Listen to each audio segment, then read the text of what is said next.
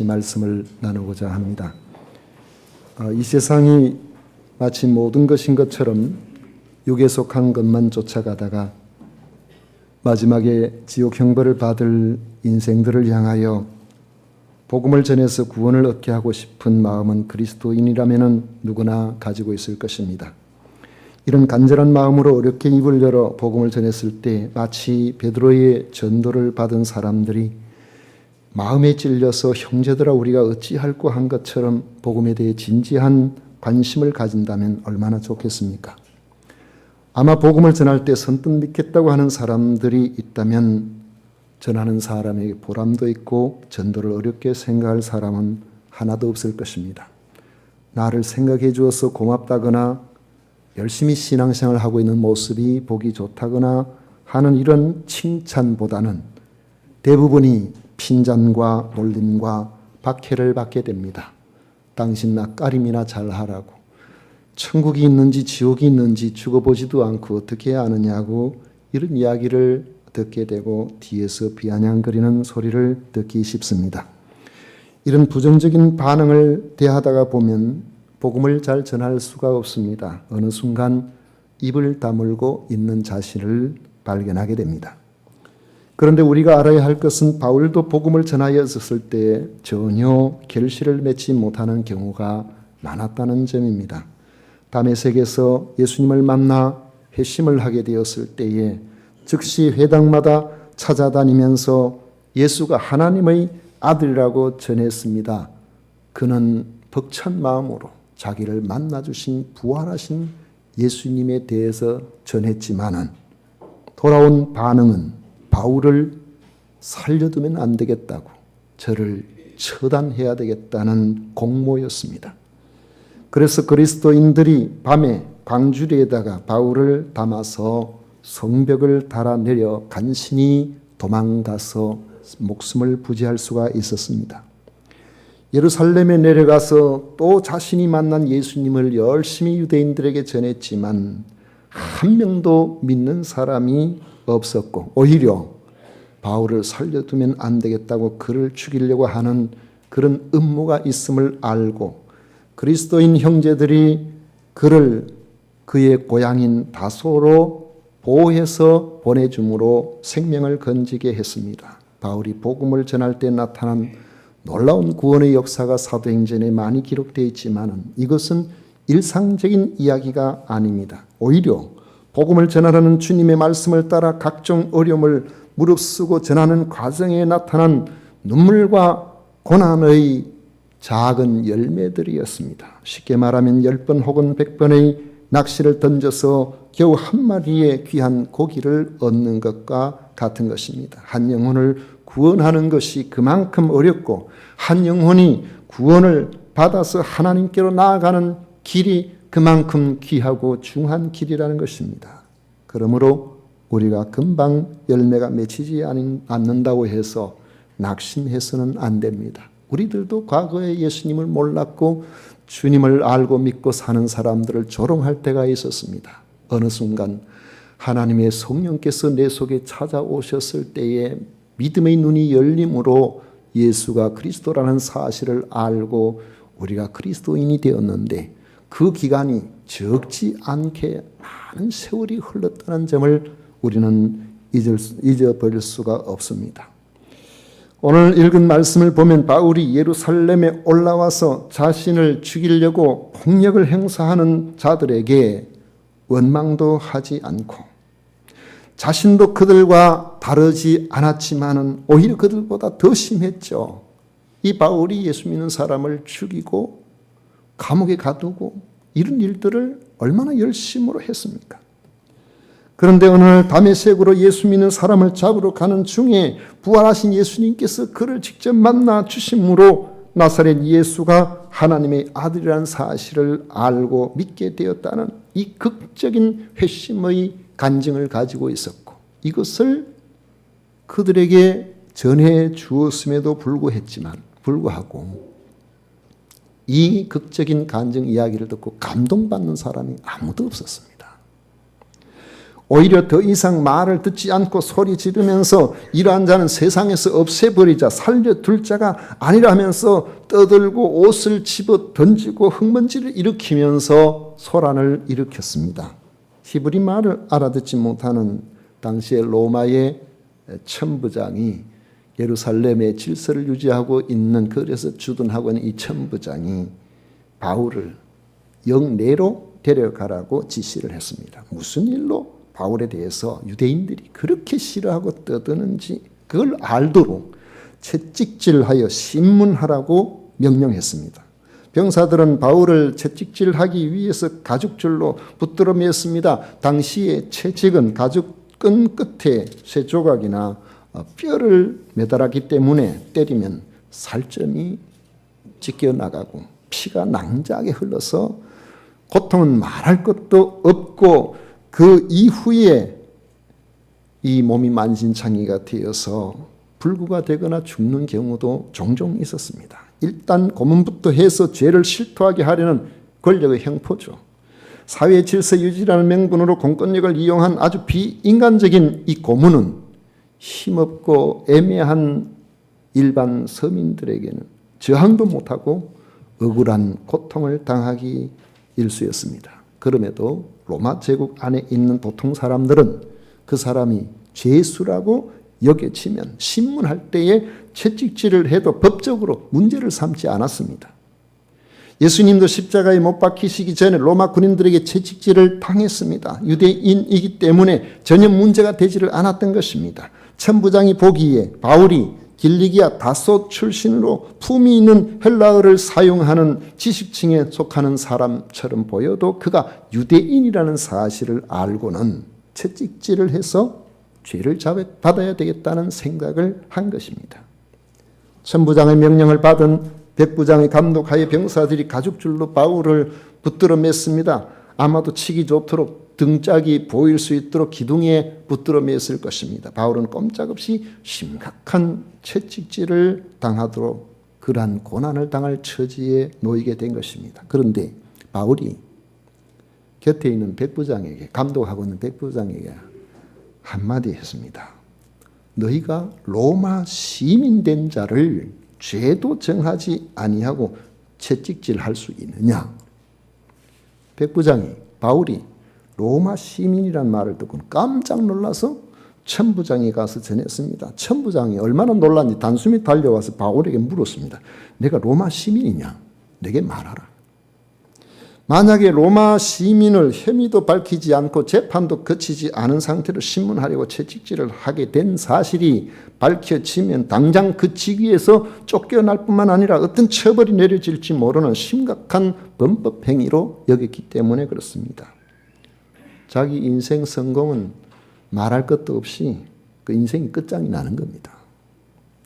로마 공화국 초기에 통과되고 수차례 개정된 발레리우스법, 포르키우스법, 이런 로마 법에 의하면 로마 시민은 태형을 면제받을 수 있게 되어 있습니다.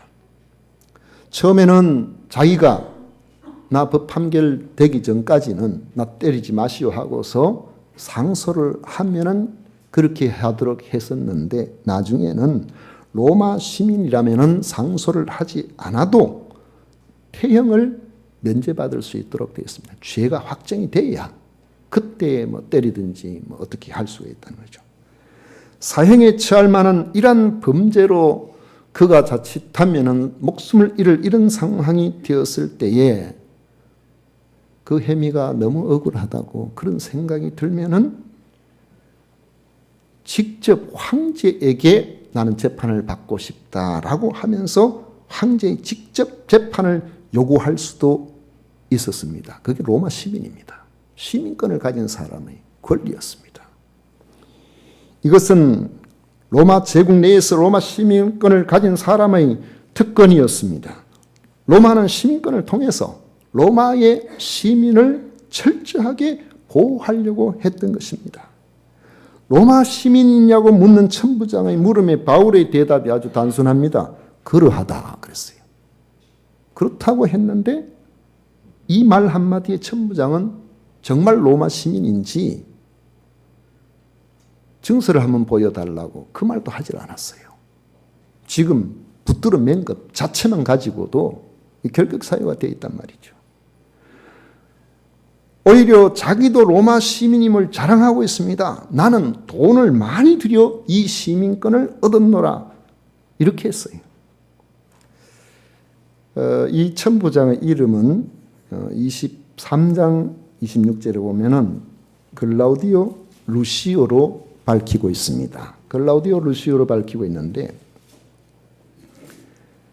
이 사람이 어떻게 시민이 되었느냐로 돈을 많이 들여서 시민권을 얻었다라고 그렇게 말하고 있잖아요.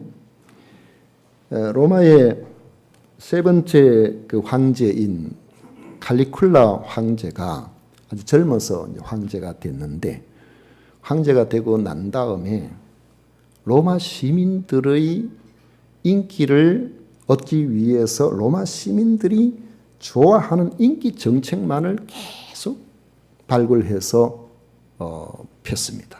오락을 장려하고 복지를 아주 잘할 수 있도록 그렇게 하고 그러니까 국민들이 열광을 했죠. 열광을 했는데 그렇게 하다 보니까 3년 만에 재정이 바닥이 나버렸어요.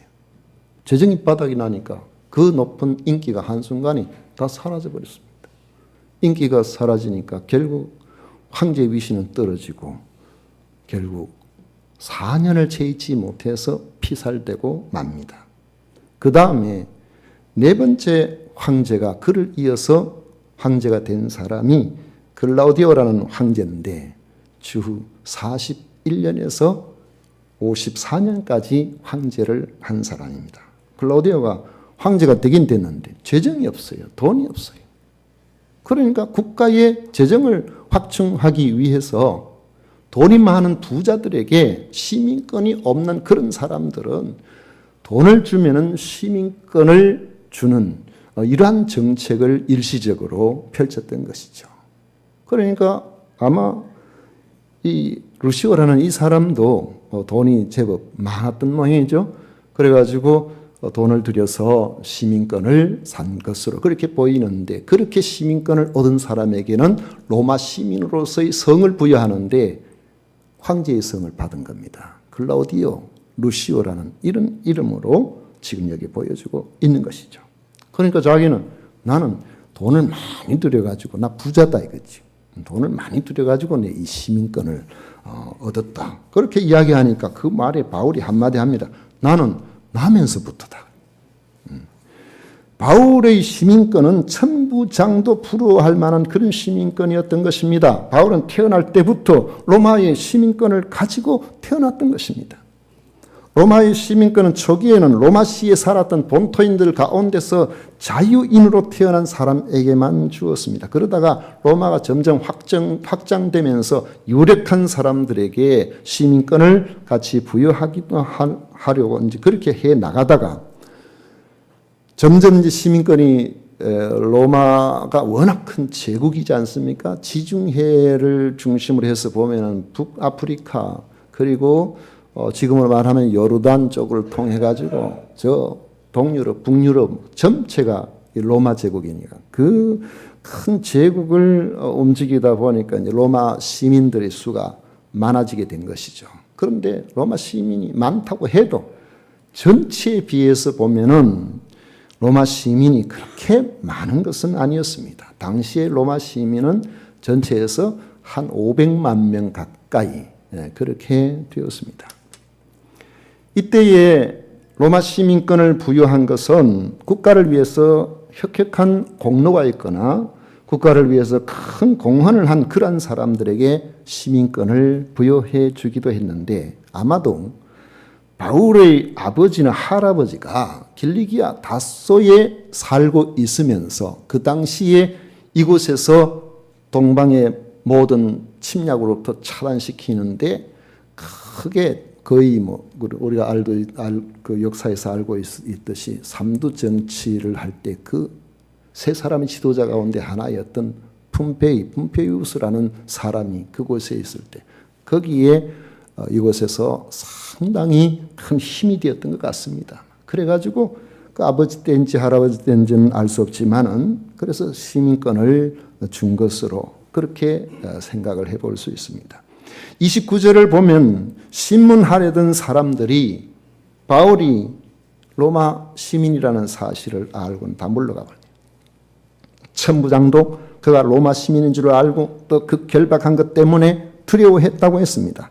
유대 사회의 사정을 잘 모르는 천부장은 바울의 결박을 풀고 바울을 아마 좀 도와주려고 그랬겠죠. 다음 날 공회에서 진상이 밝혀지도록 조처를 취했습니다. 근데 알고 보면 공회에 모든 유대인들이 바울에 대해서 호의적인 게 아니고 오히려 적대적이었습니다. 당시로서는 초강대국인 로마의 시민권을 가졌다는 것을 안 순간부터 천부장은 바울의 편의를 적극적으로 돌봐주게 된 것입니다. 국가가 그 권리를 인정해주는 그러한 시민이기 때문에 그렇습니다. 지난 2009년 8월에 북한에 5개월 동안 억류되어 있던 미국 여기자 두 사람이 북한에서 억류되었다가 그 석방이 됐습니다. 석방이 됐는데 그냥 석방된 게 아니에요. 미국의 전직 대통령 클린턴이 직접 평양으로 날아가서 얼마나 가기 싫었겠습니까?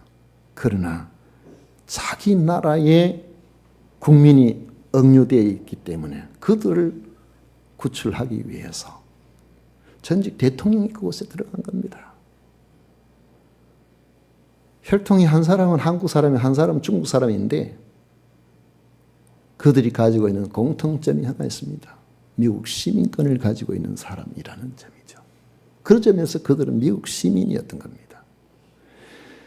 적지에 들어있는 미국 시민을 구출하기 위해서 전직 대통령이 동원될 정도로, 그러니까 미국 시민권을 가진 사람의 그 입장에서 보면 그 시민권을 가지고 있다는 그 자체가 얼마나 그 자신에게 힘이 되고 위로가 되겠습니까?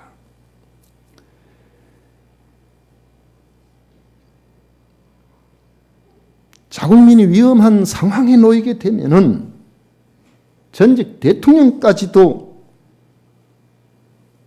찾아온다고 그렇게 생각될 정도로 미국은 자국민을 결단코 그냥 가만히 두고 보지 않고 반드시 관심 가지고 구출하려고 한다는 이런 믿음이 있다고 생각할 때에 야, 내가 미국 시민 된 것이 참 자랑스럽다. 그런 생각을 가지지 않겠습니까? 그래서 우리나라 사람들도 틈 나면은 뭐 미국 가서 미국 시민권 취득하려고 뭐 그렇게 예를 쓰는가 보죠. 저희 아들이 지금 미국 가 있습니다만 들어보니까 가족들이 이제 7월 달에 며느리하고 애들도 이제 간다 그래요. 가는데 미국에서 안 받아주는 조건이 하나 있습니다. 임신했으면 절대로 오지 말아야 해요.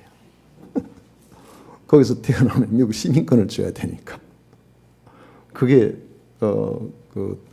갈 때 하나의 조사를 할 때 아주 세밀하게 본다 그러더라고요. 요즘은 시민권 함부로 안 주려고 그렇게 애를 쓰는가 봐요. 바울도 이 복음을 전하다가 어려움을 당했을 때 자신의 시민권 때문에 위기를 넘긴 경우가 성경에 여러 번 나옵니다. 빌립보에서 매를 맞고 감옥에 갇힌 순환을 겪었을 때에 그들이 죄가 없다는 사실을 깨닫고 다음날 방면하려고 하니까 바울 사도 한마디 했어요.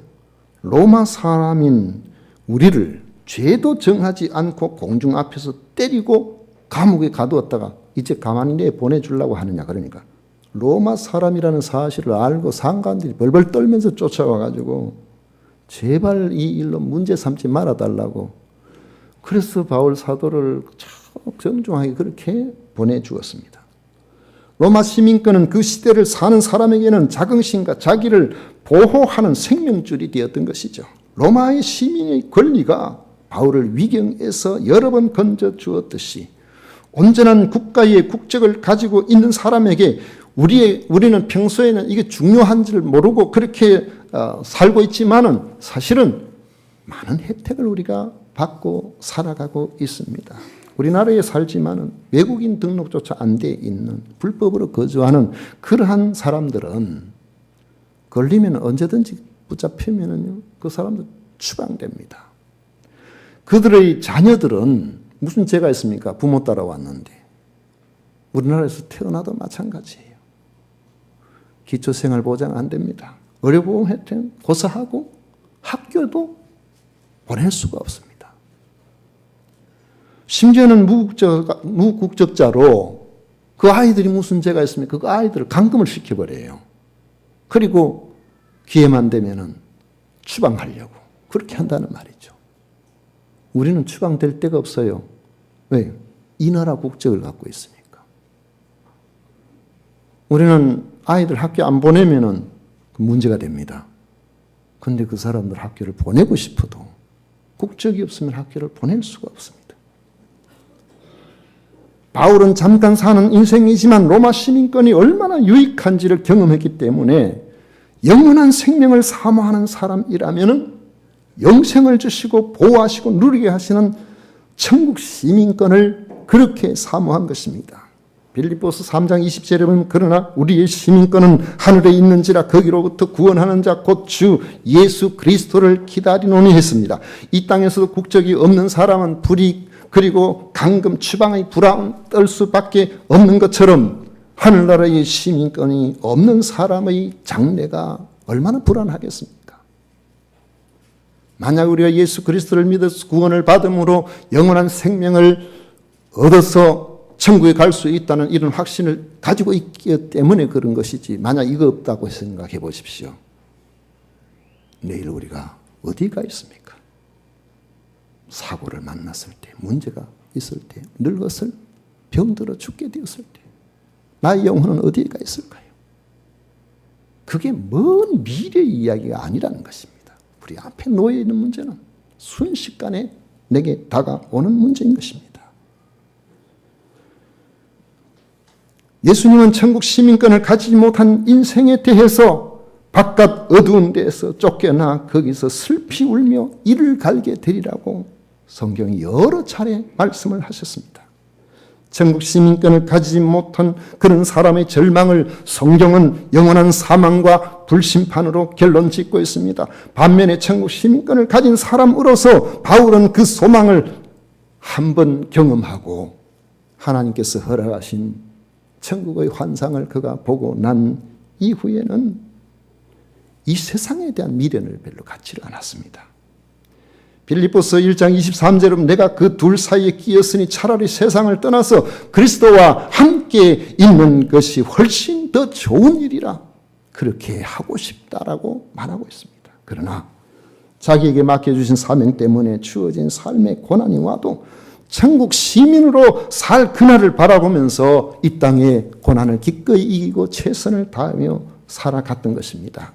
세상을 사는 동안에만 필요한 우리의 국적도 어떤 사람들은 자랑스럽게 여기고 그것을 갖지 못한 사람은 또 강대국의 국적을 취득해 보려고 하는 이들이 많습니다. 그런데 우리는 과연 오늘 죽어도 영원한 생명으로 하나님께서 약속하신 그 천국을 주신, 그리고 천국 백성으로서 이 땅에 사는 동안 늘 함께 하심으로 보호하시고 누리게 하시는 천국 시민권에 대해서 과연 우리는 얼마나 귀하게 여기고 살아가고 있느냐는 것입니다.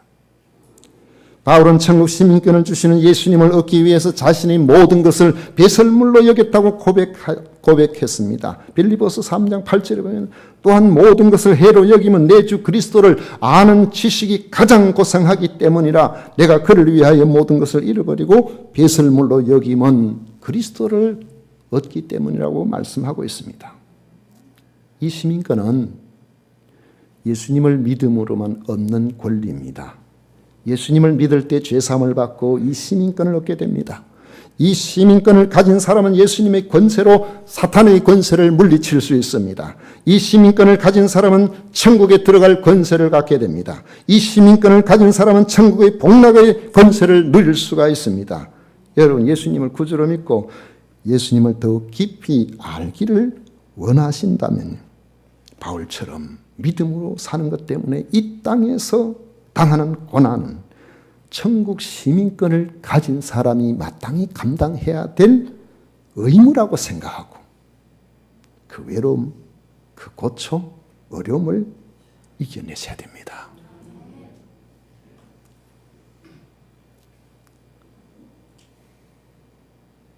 바울은 에베소서 2장 19절에서 에베소의 성도들에게 그랬습니다. 그러므로 이제부터 너희는 외인도 아니요 나그네도 아니요 오직 성도들과 동일한 시민이요 하나님의 권속이라. 그렇게 말하면서 천국 시민으로서의 자부심을 촉구했습니다. 여러분, 우리 생각해 보십시오. 내가 그리스도인이 되었다. 나 구원받은 하나님의 사람이다. 이 자부심을 우리가 갖고 있지 못한다면 하나님을 알지 못하는 사람들이 우리를 볼 때 어떻게 보겠습니까? 우리는 처음에 어릴 때 예수님을 믿고 동네 사람들에게 얼마나 수모를 당했는지요. 얼마나 조롱을 당했는지요. 처음에 교회 가는 게 부끄러웠어요.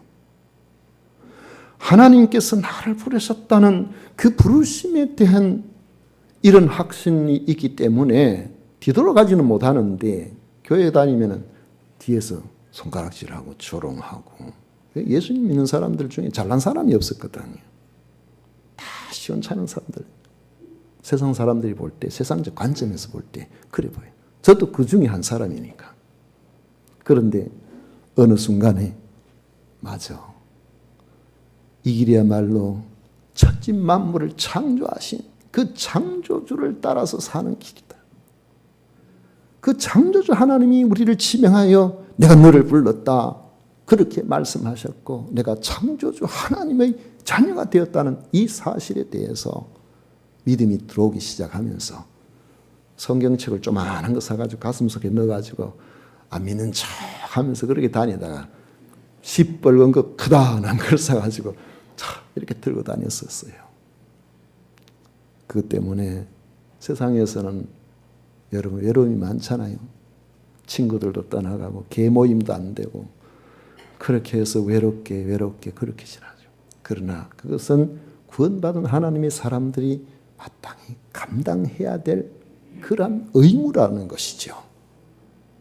그런데 어느 순간에 세월이 지나서 보니까 학교 고등학교 다닐 때도 그렇고 어떤 사람이 안 믿는 척하고 있으면 모를 텐데 밥 먹을 때도 기도하고 뭐 몇 명 안 되니까 예수 믿는 사람이 몇 명 안 되니까 기도하고 하니까 어느 날 찾아와가지고 나도 교회 다닌 지 얼마 안 되는데 교회 다닌다 그러면서 자기 자신을 드러내고 그리고 한 명 있다가 두 명 되고 세 명 되니까 얼마나 위로가 되고 기쁨이 되는지 점점 그들 가운데는 지금도 친구로 지내는 그런 애들이 있습니다만 성도 여러분, 우리는 천국 시민으로서의 확고한 자부심을 가지고 살아가야 됩니다. 바로 이러한 자부심으로 온갖 고통과 고난을 야기하는 나그네 세상의 고단함을 이겨내시기를 바랍니다. 그리고 이 땅에서 세상 윤리적인 면에서 지탄을 받지 않도록 천국 시민다운 품성을 가지고 바로 살아야 됩니다. 하나님 기뻐하시는 그러한 귀한 삶을 살아갈 때에 우리를 잘 알지 못했던 이들이 어느 순간 우리가 천국 시민으로서 살아가는 그 하늘 소망을 가지고 있는 그 평안함, 그 확고함, 두려움을 모르는 그 강직함을 보면서 우리가 믿는 예수님에 대해서 궁금해 할 수 있도록 여러분들이 그때쯤 되면 정말 하나님께서 기뻐하시는 좋은 전도자들이 다 되어 있을 것입니다. 이런 은혜가 함께 하시기를 축원합니다. 기도하겠습니다.